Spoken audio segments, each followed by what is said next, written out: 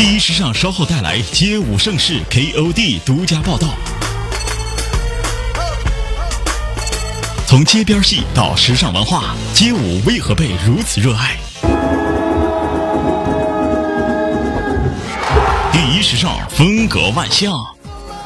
就如同四大时装周是全球时装迷的节日一样，其实对于街舞爱好者来说，他们也有属于自己的特别的节日，那就是每年都会在全世界范围内举行的 KOD 街舞大赛。今年呢，这场盛事来到了北京，全世界各地的街舞爱好者济济一堂，相信他们所带来的那种狂热，一定可以让所有的街舞爱好者感受到一个属于自己的狂欢日。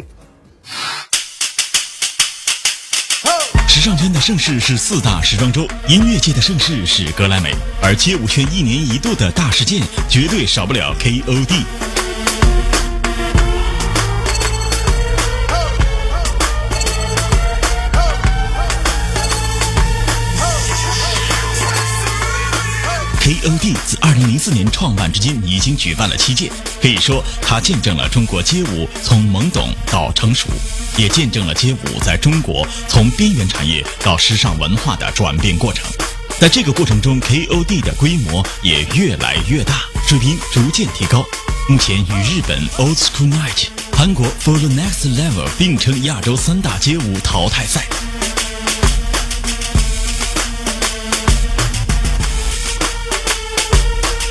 在经过层层海选、晋级32强后，转为淘汰赛模式。舞者们要在3名世界级裁判面前捉对厮杀，胜败只在一瞬。哪一方会获胜，要从基本功、音乐表现力和技术运用等多个方面考量。街舞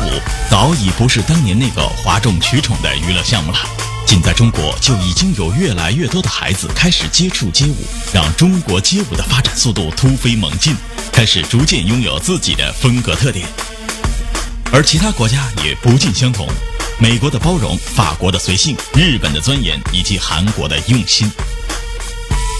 比如说欧洲，它很有自我的风格，那每一个人都觉得他是一个 artist 艺术家。那美国的话，他就会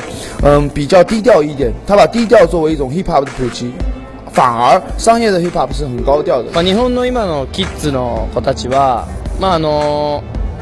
一つの、習い事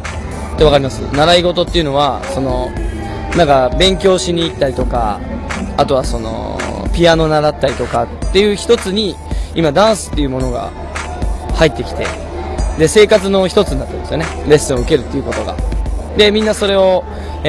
普通に生活の中で受けれるような、簡単に受けれるような状態になってるから、みんなそのダンスが好きでやってたりとか、あとはこういうダンスのイベントが結構いろんな場所でイベントをやってるから、それでみんな来れるようになったりとかしてますね。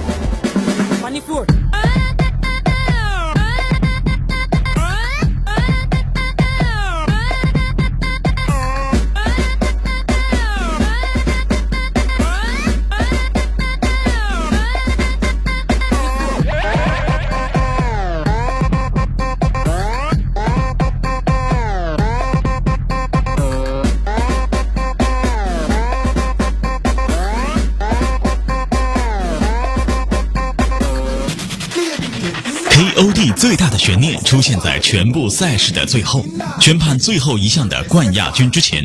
一边是来自法国的老牌组合，另一边是来自中国四川的肖杰和谢文科。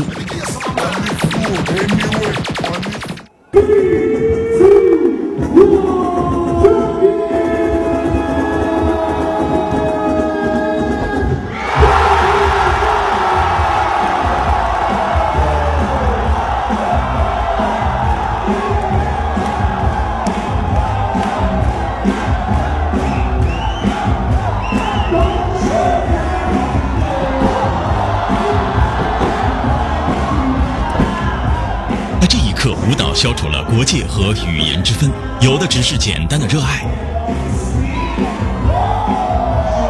用身体语言表达音乐，表达情感，抛开哗众取宠和门面功夫，才是街舞的精神，也是 KOD 要传达的意义。Keep on dancing， 继续舞蹈。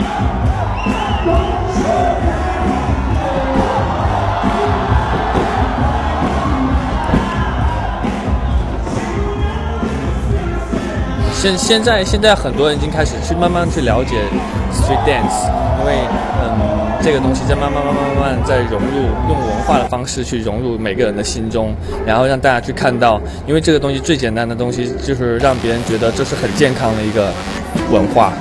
在我觉得跳舞就是一件很健康，能给人带来快乐的一件事情。